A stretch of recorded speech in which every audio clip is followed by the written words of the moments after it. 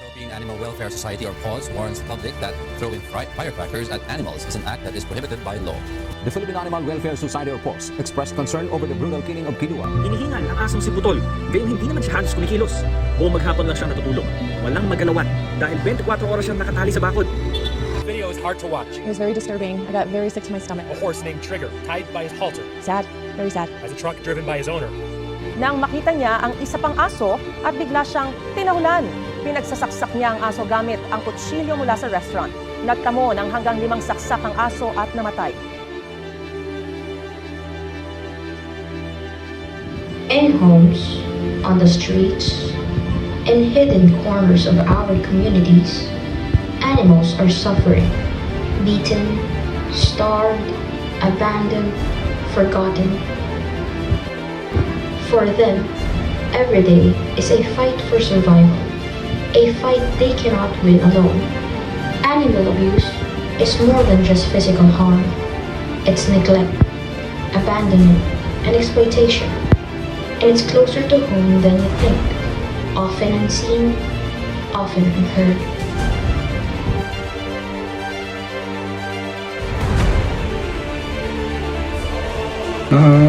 For me, dun sa mga issues ng animal abuse sa Pilipinas, ang nagiging problema dyan yung awareness ng mga tao.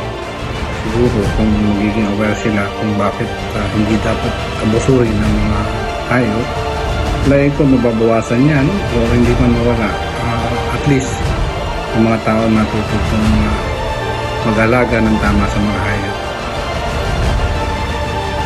Animals, our loyal companions, our gentle friends, and vital part of our world. They trust us, they love us, but who speaks for them when they are harmed?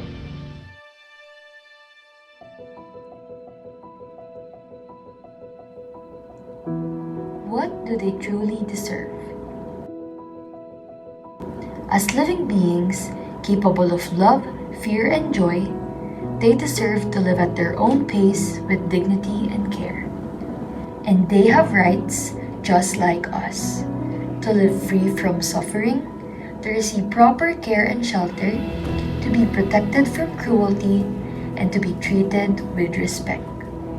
But, thankfully, hope is not lost in humanity.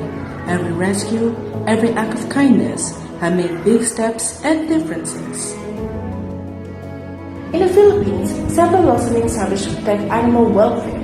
The Animal Welfare Act, RA 8485, ensures humane treatment for all animals. The Anti-Rabies Act, RA 9482, promotes responsible pet ownership. The Welfare Protection Act, RA 9147, safeguards our native species. And the Anti-Horse Slaughter Act, RA 155, defends our hardworking horses. But laws alone are not enough. We need to act together.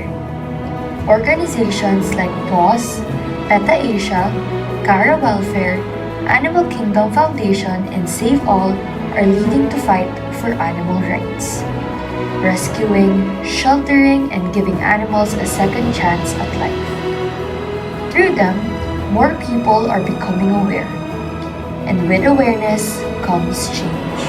A place where no animal is left behind, hurt, and wrongfully abused. I stand for animal rights. I stand for animal rights. I stand for animal rights. I stand for animal rights. I stand for animal rights. We stand for animal rights. I stand for animal rights. I stand for animal rights. I stand for animal rights. I stand for animal rights. We stand for animal rights. I stand for animal rights. Stand for animal rights. I stand for animal rights. Let's end animal cruelty and stand for animal rights. As an action may be big or small, we can still make a kinder world for them together. We stand for animal rights. Always remember to protect, rescue, and love our furry friends.